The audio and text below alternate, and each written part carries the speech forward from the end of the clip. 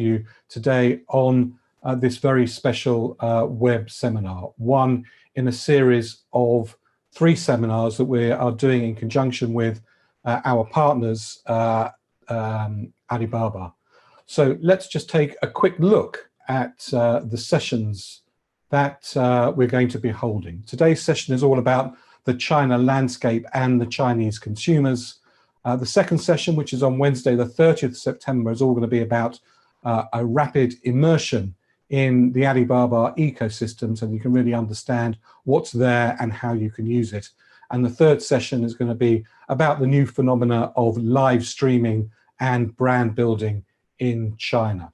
So on behalf of myself, David Roth of WPP, and David Lloyd from Alibaba, a very warm welcome and thank you very much indeed for joining us. Well, it goes without saying what a year it's been. I don't think if we wanted to have created our own stress test for brands and companies and e-commerce and platforms, we would have in our wildest dreams have thought about a global pandemic that has impacted every aspect of our lives and our customers' lives right across the globe. The thing that's most interesting at the moment is when you look for where growth is going to occur over the course of the next few months and indeed probably the next couple of years, the greatest amount of growth is going to occur still in Asia and still in China. So it's very important to understand what the opportunities are for all of us within the Asia and in specifically the China space. So in the next 60 minutes, this is going to be a very fast-paced 60 minutes covering a lot of content. We're going to look at China in context, the digital China, the impact that COVID has had in China, and the key Chinese trends for consumers in a post-COVID era that you really must know and understand in order to take advantage of the growth opportunities that will be there over the course of the next couple of years. So China in context. I think the first very important thing to understand is that to really understand China, you really do need to understand China and Chinese history. So rather than talk about 4,000 years of Chinese history, I thought maybe the best thing to do was to show you a video that we did in conjunction with the University of Cambridge, looking at the last, I suppose, 4,000 years of China's history, because it's really only understanding that history can you really get an appreciation of the issues that are facing China, and probably much more important than that, the strategies that China is implementing in order to understand the direction that both the country and the economy are going in. So let's take a look together at 4,000 years of China's history to understand China today. To understand China's view of itself and its place in the world, we need to know at least a bit of the country's history. While most outside of China think of Chinese history, it's probably the now period that springs to mind. The birth of the communist state, the Cultural Revolution. But this is not the era that's shaping current policy. In fact, in the scheme of things, it was just a blip, an aberration even. We need to look back at least a couple of thousand years to understand the bigger picture, because that's what's playing a big part in China's strategy now and the country's changing relationship with the rest of the world.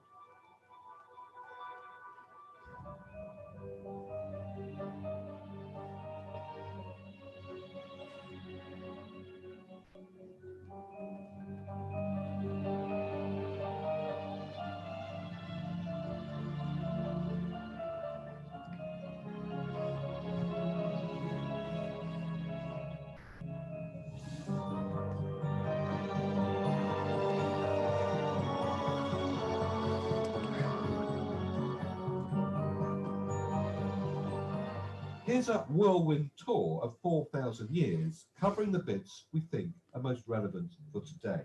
If we go back to the earliest days of what we might call China, before the Great Wall was built, and before it even became a unified state, we can see the foundations of what the country later became. Confucian views dominated, with an emphasis on benevolence and shared responsibility for public welfare. About 200 years later BC, the main body of what we now call China was united for the first time. This was hugely significant because it then became vital that people across such a vast area could communicate with each other and trade on terms that everyone understood. So standard weights and measures emerged. There were coins, standardized Chinese characters, even axle lengths were consistent. A professional bureaucracy was formed based on competitive exams. Over the 400-year span of the Han Dynasty, there was peace and massive technological progress. Everyone knows we've got Chinese inventors to thank for gunpowder and fireworks. But around 2000 years ago, there was a great flurry of innovation.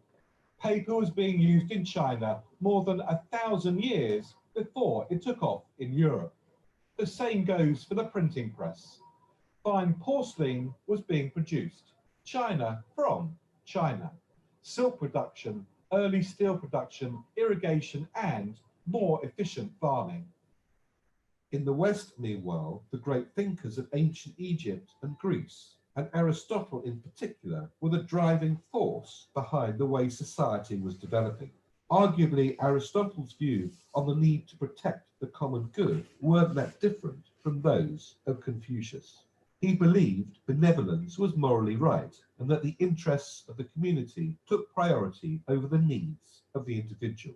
The growth of a professional bureaucracy in China helped unify what was a vast nation. It led to an emphasis on public education, a sharing of best practice on important issues like preventing famine. And there was a legal system that protected property rights.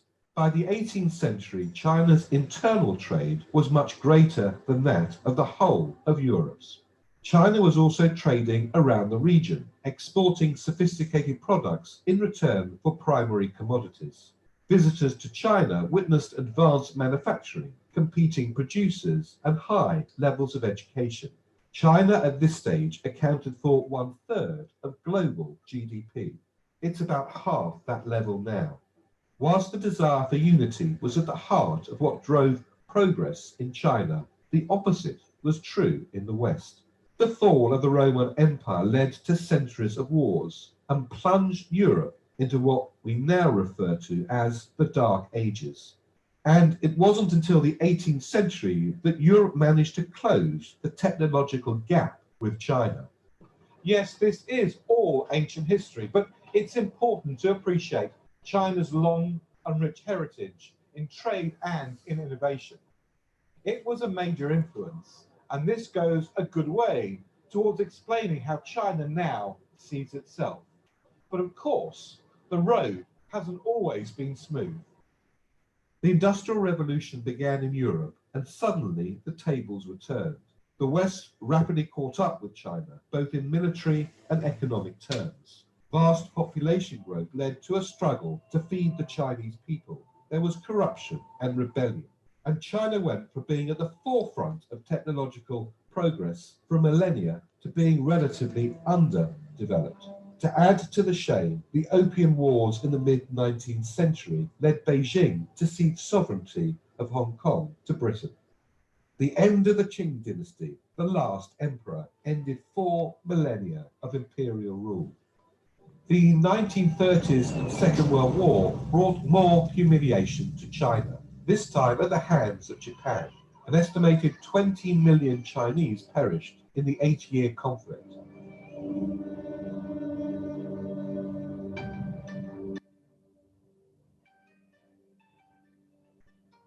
An internal power struggle led to civil war in 1946. All this turmoil came at a price. While the West's share of global GDP had more than doubled in 150 years, China's share had halved. It had rapidly become a backwater. So when the Communist Party formed the People's Republic in 1949, there was determination to redress what seemed, even now, as a century of shame. Of course, we all know what happened next. From the mid-1950s, China's economy was centrally planned by the state, run as if it was a single factory. Policy-induced famine led to tens of millions of deaths. And by the time Mao died in 1976, China accounted for under 3% of global GDP. Its share of world trade was next to nothing. The World Bank estimated that in 1981, 84% of the Chinese population lived on less than $1.25 a day, and 98% of them lived on less than $2. When Deng Xiaoping emerged as China's new leader following Mao's death, he set about implementing a massive policy of reform, opening up the economy and re-engaging with other countries. He encouraged foreign investment and set up special economic zones. The Shanghai Stock Exchange reopened in 1990, 41 years after it had closed. Make no mistake, this was not a free market economy, but rather capitalism with Chinese characteristics. And now there was a balance between the invisible hand of market forces and the visible hand of regulation. Progress was swift and growth has been sharp, but from an extremely low base. GDP has flourished. Life expectancy has shot up. When China hosted the 2008 Olympics, 4.7 billion people around the world tuned in and saw the face of modern China. 5 years ago, Xi Jinping became president. He promised to deliver the Chinese dream of sustained prosperity for a growing middle class. And he also implemented policies that positioned China to retake its place on the world stage. President Xi sees himself as leading a new dynasty, and taking China global again will be his legacy or not.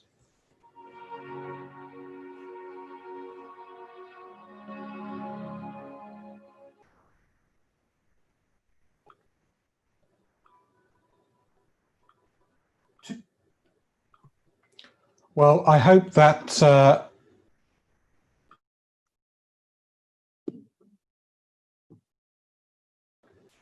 well, I hope that's given you a good feel and understanding of exactly how China views and sees itself at the moment. I'm very glad now to be joined by Gordon Orr. Gordon is the former chairman and head of McKinsey's in Asia, and is also the non-executive director for a number of companies in China, including Lenovo and also Squire Pacific. Gordon, thanks very much indeed for joining us.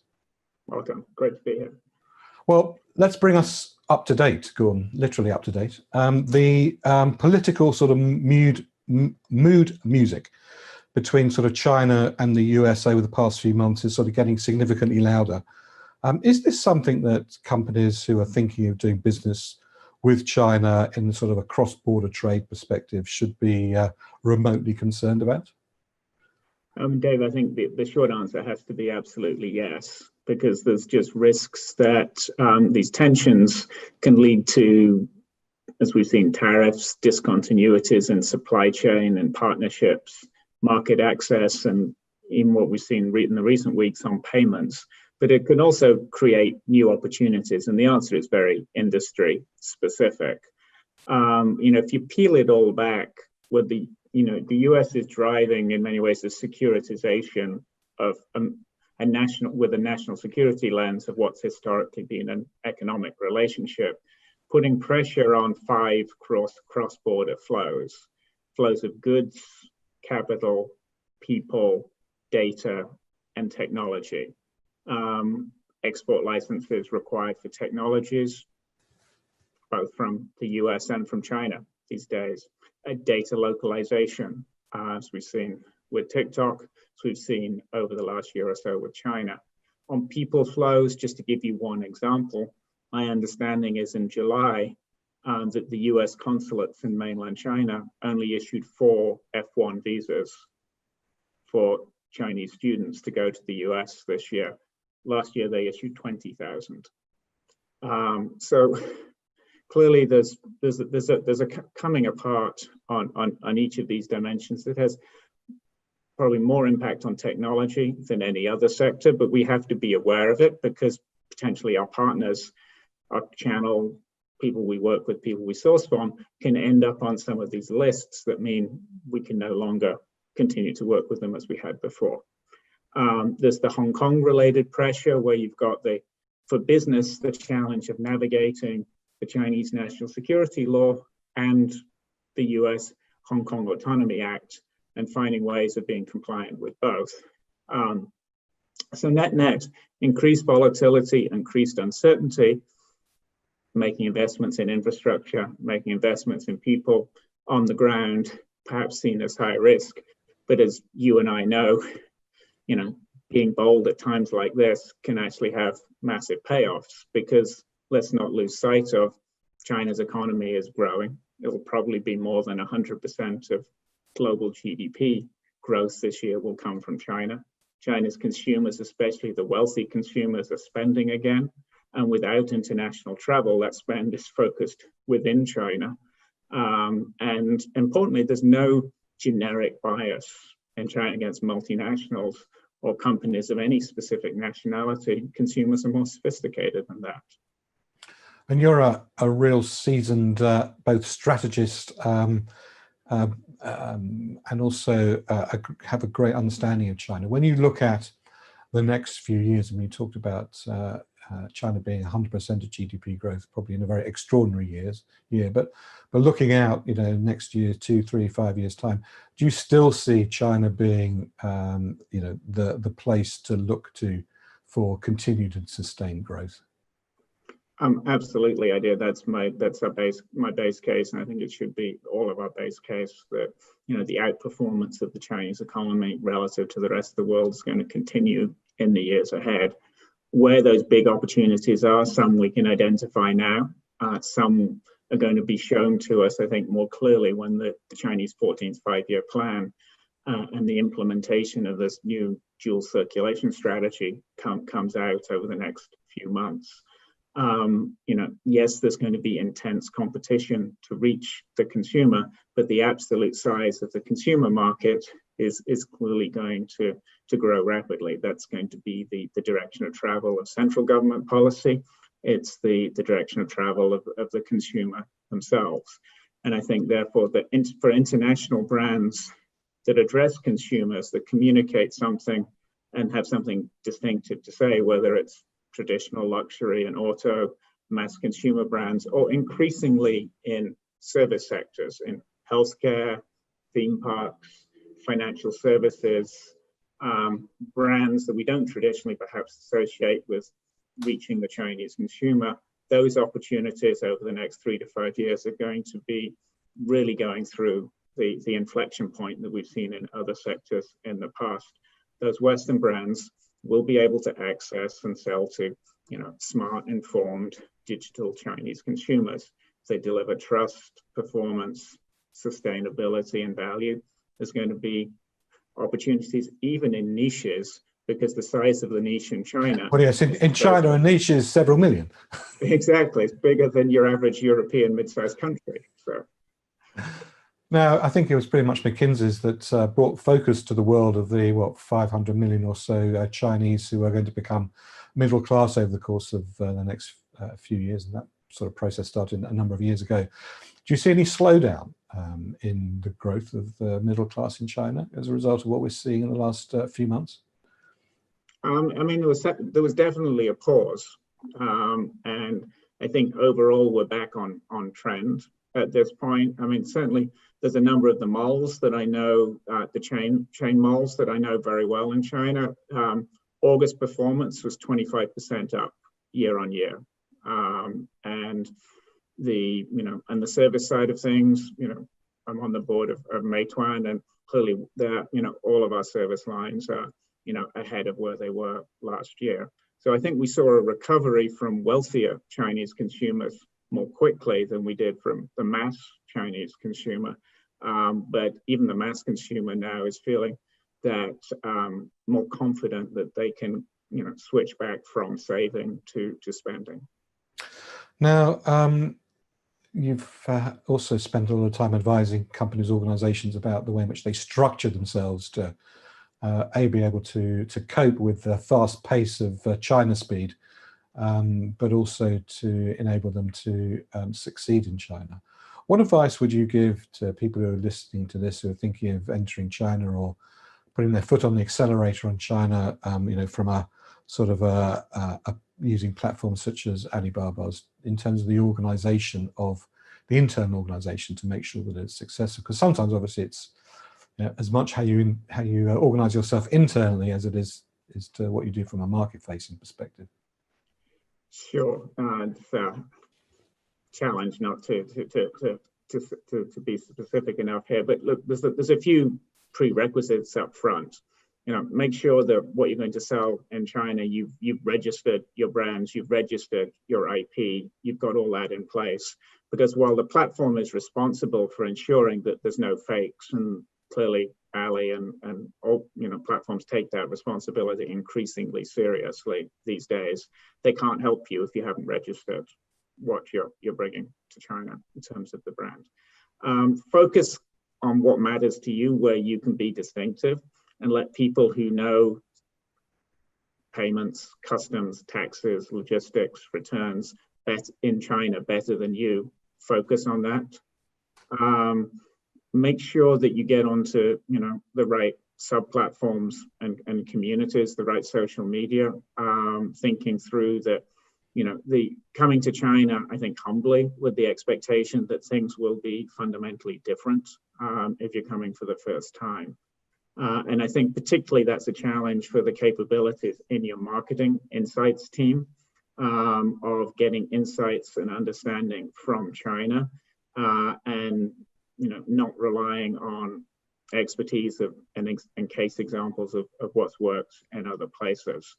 And I think if I was to make just one final point there, make sure when I say, get marketing insights on mainland China from mainland China, not from Hong Kong. Some of the poorest China strategies that I've seen over time have come from Hong Kong businesses trying to do business, operate in China. It's almost like being too close to see the differences.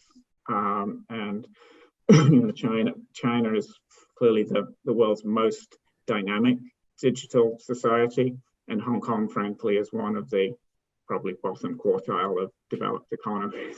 Surely not.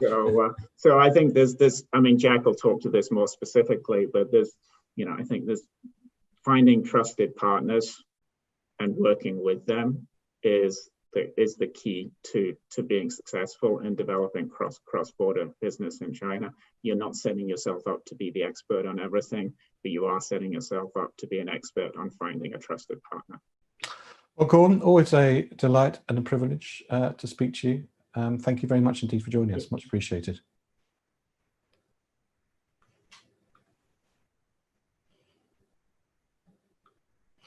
Well, thank you very much indeed, Gordon. And we will come back to speak with Jack, as Gordon mentioned, a little bit later on in this session. Well, to help us again on some of the context of what's going on at the moment, this is the graph that really shows you what's happened to quarterly real GDP growth in China over the course of the last few years, decade from 92. And here you can see, I suppose, the growth and the success story that China has had in terms of GDP. And of course, the big GDP decline that China suffered at the beginning of the COVID epidemic.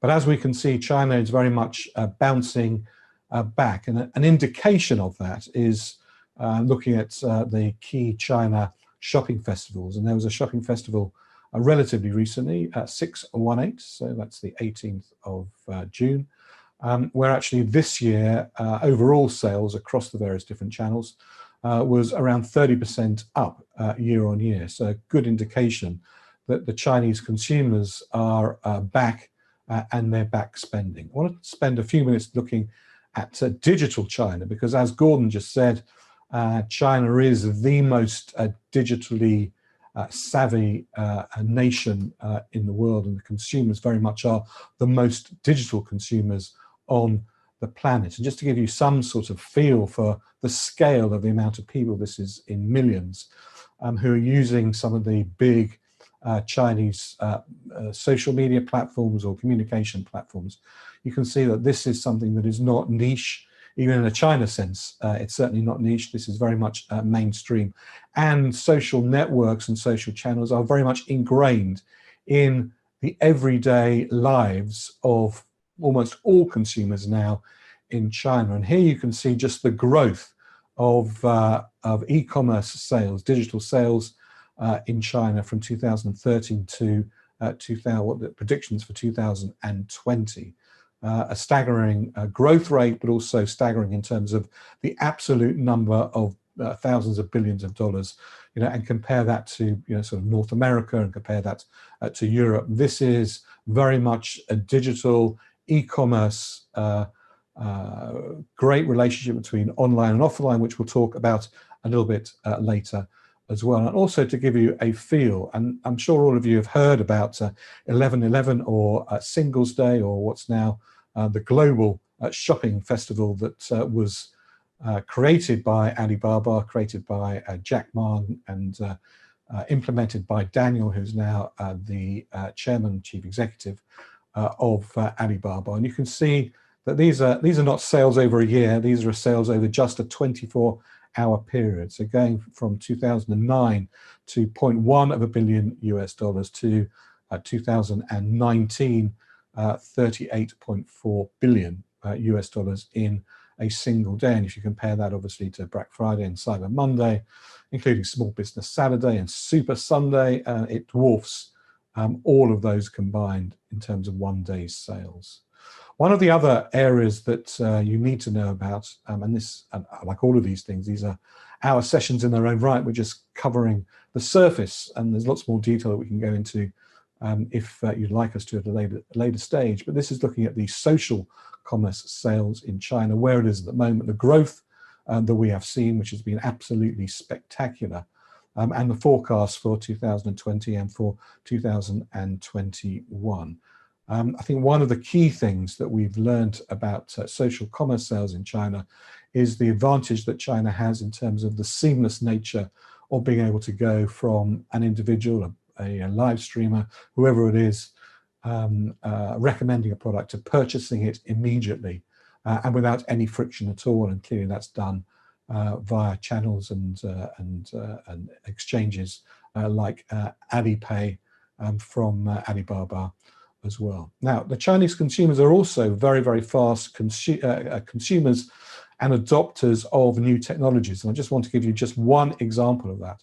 And that is in the area of smart speakers. I know we're seeing good growth of smart speakers here in Europe and also in the USA, but I want to give you a feel for what's happening in the smart speaker market in China. T-Mobile they have a product called Genie. It's China's most popular smart speaker. It's connected to about 200, well, probably now maybe 250, maybe 260 million home appliances from about 900 brands, and about just sort of 3 million units were sold in the last quarter in 2019. Over the 2019 Global Shopping Festival, through smart speakers, we can start to see now the growth of voice-enabled commerce. So 810,000 eggs were purchased, 1.4 million tons of rice, 76 tons of liquid detergent, over 1 million orders placed for and paid for via the Tmall Genie voice system during 11/11. So again, we can see that the Chinese consumers are very fast and quick adopters of new technologies, new ways of doing things, new ways of buying things, and are very open to the way in which these things are done. And therefore, if you want to be able to communicate and do well in China, you need to understand these technologies and enable them for your products and services. I want to talk just briefly about the sort of, I suppose, how COVID has influenced and shaped some of the Chinese values and attitudes and behaviors over the course of the last 6 months or so. This is just looking at, it's Kantar's global COVID-19 barometer, looking at the China data, and just looking at the top lists of behavior. Some of these are behavioral changes, things people will do more, but eating healthier, increased overall hygiene, much more online shopping, even more than they currently do, finding especially in the older age group in China, who certainly for fresh food were not great online shoppers, using that significantly now. Spending time with the people in my household, I suppose people didn't have much choice in doing that as well, but also increase in social media usage as well. But you might find it surprising to know that also top on the agenda now of Chinese consumers are products and services that are environmentally friendly and environmentally responsible. And we've seen a growth in the number of people who believe that now in a post sort of COVID pandemic environment, having products that, or buying products that are more environmentally friendly and services as well is phenomenally important to them as well. And here is just an example of the sorts of things that consumers in China are very much looking forward to doing once the pandemic subsides. One of them, the biggest, is travel. There's a massive, great big travel opportunity, meeting friends, going shopping. So the whole, back to the things people were doing before, going to restaurants, pubs, clubs, etc., theatres,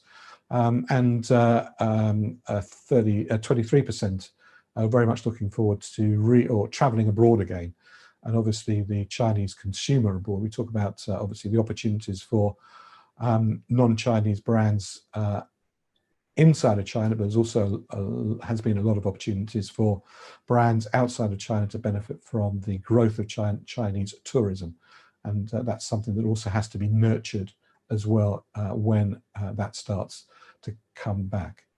We've also seen some priorities of consumers sort of shift a little bit post-pandemic, not massive, great big shifts, as you can see from here, but I think there are a couple of interesting ones to pull out. The first is an increase in patriotism and the role that the Chinese government and Chinese society has played in navigating through the pandemic, and also things like sort of beauty and having fun. And I think that's also very instructive for the type of brands and products and services that the Chinese consumers are looking for now, and the opportunities for them during the various different holiday periods of products and services that you may well have.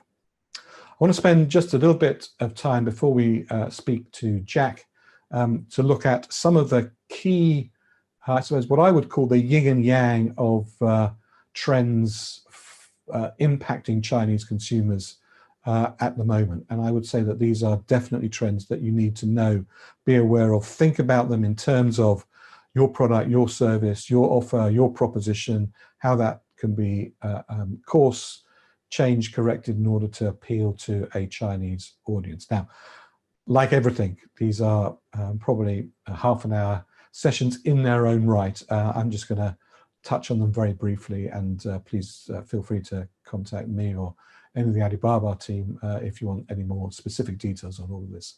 I think the first one is this whole sort of relationship between doing things that are healthy, buying products that are healthy, products that are good for your family, good for the environment, and also being quite indulgent at the same time. So there are opportunities very much on the health sector. As Gordon was saying, there are great opportunities in the indulgence, getting pleasure, rewarding yourselves. And clearly the growth of the middle class consumers has driven affluence, and also that sort of driver of affluence has driven sort of competing needs, the requirement for better healthcare, looking after yourself, looking after your family, and also the requirement for a little bit of joy, indulgence, being a bit frivolous, and spending in those areas as well. The other dichotomy, I suppose, is old versus new. And we're seeing a resurgence of some old Chinese brands that have been, some of them have been around for hundreds, if not thousands of years, finding a new relevance, a new renaissance in the patriotism of younger Chinese consumers as well. Also versus new, a great appetite for new brands, new experiences, things that other people haven't tried, new products and services from outside of China. And it's now very much a relationship between both of those. So what we're seeing is new brands are definitely emerging, new Chinese brands, but also Western brands coming into China. And we're seeing old brands resurge as well. There's also, I suppose, an interesting relationship between sort of pride and pragmatism. For pride, I suppose one might even say sort of showing off, using brands. Status is very much a weapon in China, and brands, I suppose, are a piece of the ammunition of that. Also versus now a tremendous pragmatism. I've been lucky enough to work in China, live in China, understand China as much as it's possible to do without, I suppose, having been born and brought up there. But the Chinese are probably the most sophisticated consumers now in the world, having gone from having no choice to abundant choice, having not been consumers to most sophisticated in a very short period of time. And they really do understand what value is all about. So being able to work out and understand what your value proposition is unbelievably important now for this sort of balancing in the relationship now between feeling pride about maybe some of the luxury products that you've bought or use versus the pragmatism of being able to talk to people about how you have got amazing and tremendous value out of the purchases that you've made. And that's probably one of the reasons why we see things like buying clubs, people getting together to do bulk purchases, grow in strength as well. Now, we look at China and we look at the young consumers versus the elder consumers. And when you look at the experiences that consumers of 80 and 90 and older in China have had, what they've been through, the various different experiences over the transformation of China versus the younger consumers, the sort of 20-year-olds, maybe 30-year-olds, who've experienced nothing but transformation, growth, GDP growth, opportunities. And therefore, of course, it's always very attractive to think of the young consumers as being the market you need to go to and look at. But the elder consumers are also phenomenally important, and both in terms of size, young and old are very large consumer bases, and both are very, very important. So we're seeing more and more marketers targeting both the Gen Z consumers and also the grandparents as well. And it's important to be able to market on both those dimensions. We're also seeing, I suppose, this notion of faster versus slower. I mean, clearly material wealth, the growth of the middle classes, the increase in GDP growth has created consumers who have consistently over the course of the last maybe 5, 10 years, maybe even 15 years, felt sort of wealthier and wealthier each year. Obviously, this year has caused a shock to the system in China as it has elsewhere as well. But it's also, I suppose, produced time poverty. Consumers, middle-class Chinese work phenomenally hard. They do very long hours from very early morning till late at the night in terms of working, and a number of them working at weekends as well. So whilst there's quite a lot of, in a sense, disposable income now, people have got less and less time to do things with it. So it's very important that you respect the time that your consumers have in order to ensure that your product service proposition reduces the amount of friction and the amount of time that's involved in doing that. Then I suppose there's trading up and trading down. I suppose that's nothing too different from what we've seen right across the world, where the mid-market is the area that's suffering the most. People, China having more disposable income and trading up to more premium products. And if you look at the FMCG market, This last 6 months notwithstanding, we've seen over the course of the last 3 to 4 years that the growth has very much come from the premium end of the FMCG market. The value end had a resurgence over the course of the last few months. But also we're seeing two things. One, people are trading up, and the other people that are trading down as well. So shoppers, the same shopper, the same consumer is both seeking a bargain at the same time and also is looking for premium products. So again, when you look at your product and your service, look at thinking about, where does it lie? Is it a value end of the spectrum? Is it a premium end of the spectrum? And if it's a premium end of the spectrum, then it absolutely must still have a phenomenally great value proposition, because as I said earlier, the Chinese consumer is very, very value conscious, not necessarily cheap conscious, but value conscious, and is looking for value in most of the products as well. Now, we've seen as China's opened up over the last 30 years, the emergence of lots of what I suppose one could call foreign brands in China, in pretty much every single product category, and some of those have done exceptionally well. But I suppose I would say over the course of the last 7 or 8 years, Chinese brands in lots of those sectors have significantly improved their game. They've begun to understand much better the magic art of marketing and branding and added value, and are giving some of the foreign brands who are well established in China a good run for their money. And as we see Chinese brands emerge and take their place, not just in China, but also some of those Chinese brands across the world, we are now seeing foreign brands rebound. They had a bit of a tough time in the course of the last 3 years, but last year we started to really start to see foreign brands significantly re-emerge. And they've done a lot of work in sharpening up their value proposition, in moving their innovation centers into China so they can respond much faster to the changing needs of the Chinese consumer and produce products that are absolutely right from China, not necessarily a product that's fantastic in America or Europe that they think might be able to sell in China. And then, of course, there is, I suppose, retail versus new retail. New retail, very much a phrase coined by Jack Ma, the founder of Alibaba, and very much being realized by the new chairman and chief executive, Daniel. The notion of new retail is just the seamless linking, I suppose, between the online and offline, no real distinction between them, a seamless digitization of the entire supply chain. And we are beginning to see the rewards of being able to do that. No better example over the course of the last 6 or 7 months, when obviously digitization and e-commerce, home delivery, digital supply chains proved absolutely vital in supplying right across China. And I suppose the intrigue, really, the interest in China is this relationship between both the physical and the virtual in terms of new retail.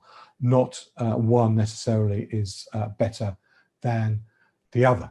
Well, I hope that's given you an overview of some of the key sort of areas that are impacting consumer changes and trends. As I say, each of these deserves a session in its own right, but I hope we've given you a good insight that will start to spur your thinking and to think in relation to the products and services you potentially could offer. Well, now I'd like to introduce Jack Porteous, who is the Chief Client Officer from the Samarkand Group Global. Jack, thank you very much indeed for joining us. Thank you very much for having me. Can you see me and hear me all right? I can see you and hear you all right. So we'll assume everybody else can, Jack. If not, we have a nice conversation amongst ourselves. First of all, Jack, you spent many years, you're again a China expert, spent many years also working for the China-Britain Council.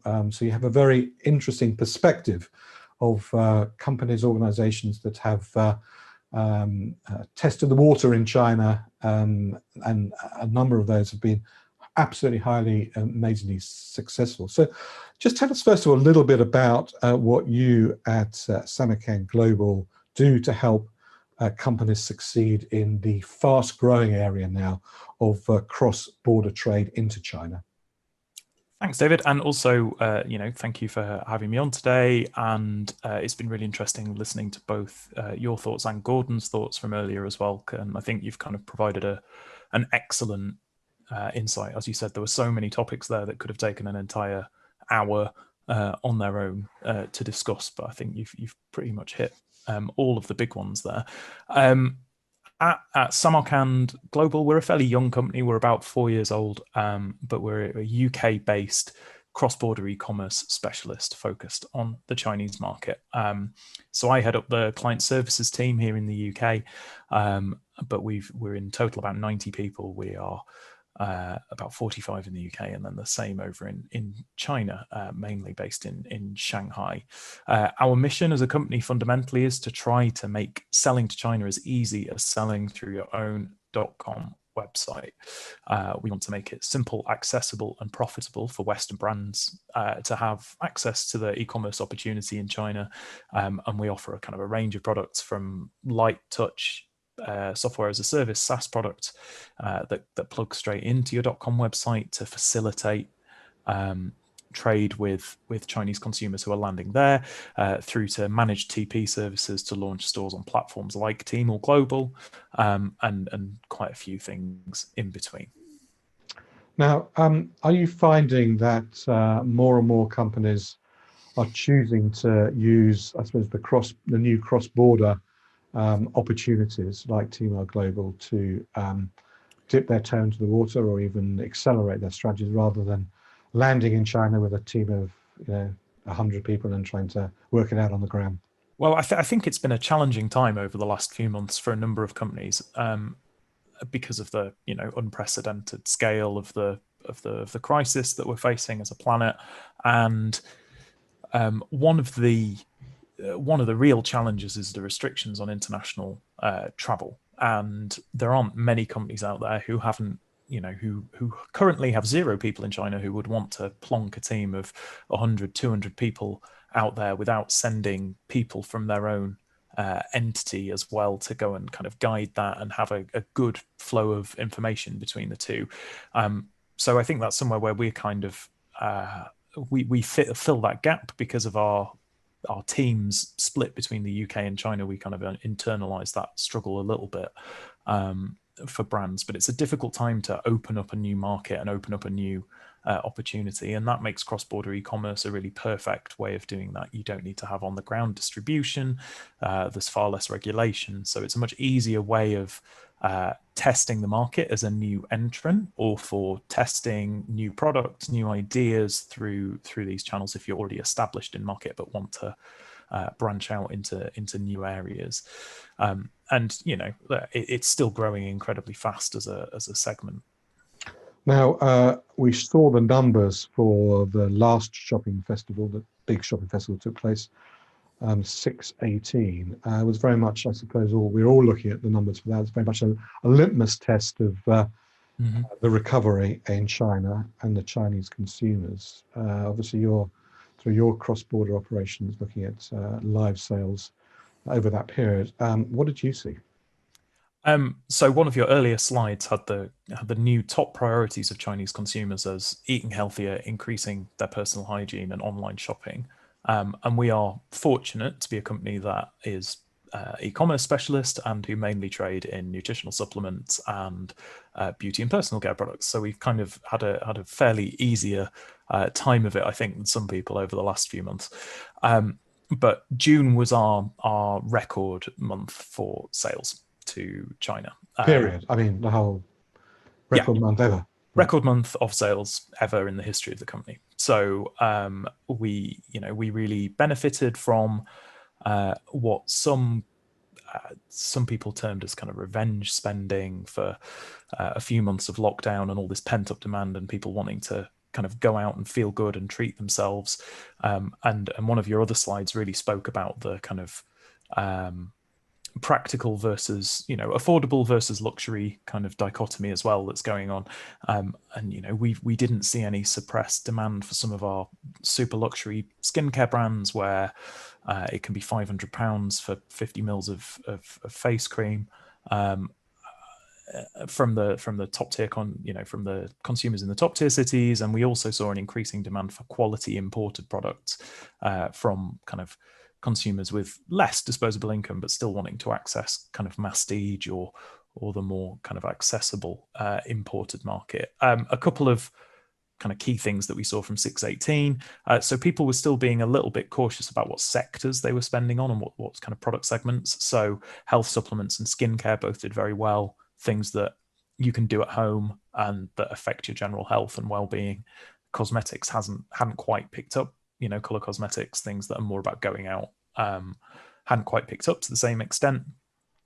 In terms of our kind of customer base, we had about 40% new customers in June versus 60% returning, but 80% of our sales came from the returning customers. So they're much higher value.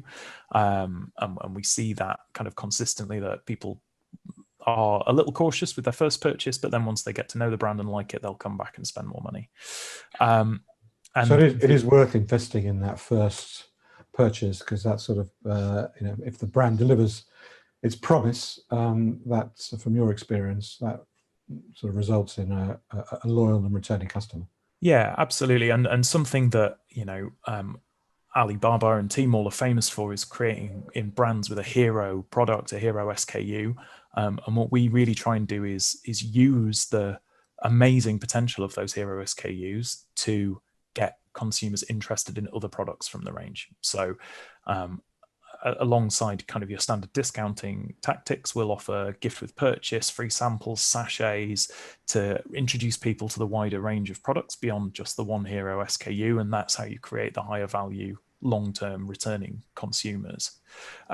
The other thing that we saw that you mentioned as well is the social commerce and the real kind of uplift and drive of social commerce. And I think that was something that was already happening pre-COVID and pre-lockdown, but online shopping as a form of entertainment is, absolutely the thing in China, and it is the national pastime is online shopping. So we really saw the social commerce sales through KOL channels, through Taobao resellers, through people who have established audiences with a set of consumers where their opinion is trusted.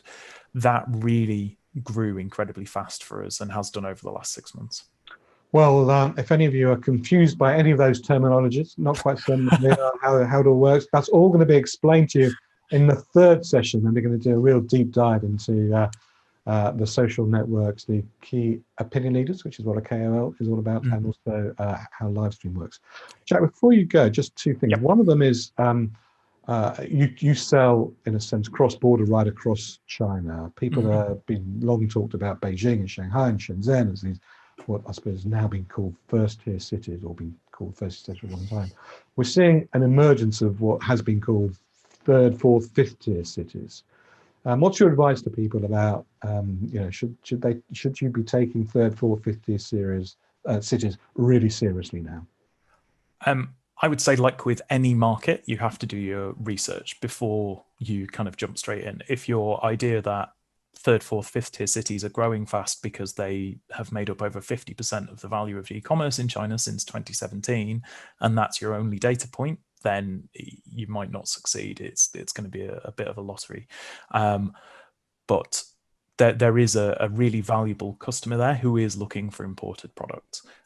Typically, it's a slightly lower price point. There is less disposable income in those cities because they're less wealthy. There's less ultra rich individuals in those places. So it depends what category in and what. Yeah. I mean, it sort of swings around about as well, because in those cities the cost of living, housing, whatever is less, and people have potentially a more disposable income. Yeah, absolutely. And there are kind of there is a sweet spot. So I think an interesting stat from from Douyin, which is the TikTok app brand in China, was that in 2019 their top 3 cities for the number of videos watched were Chongqing, Chengdu, and Xi'an. They are not third-tier cities; they're second-tier cities. But they're not Shanghai, Beijing, and Shenzhen. That's for sure. No. So the average user in Chongqing watched 4 times the four times the amount of videos as a user in Beijing. Finally, Jack, we are fast approaching the magic 11/11. 11/11 2020. What's your prediction?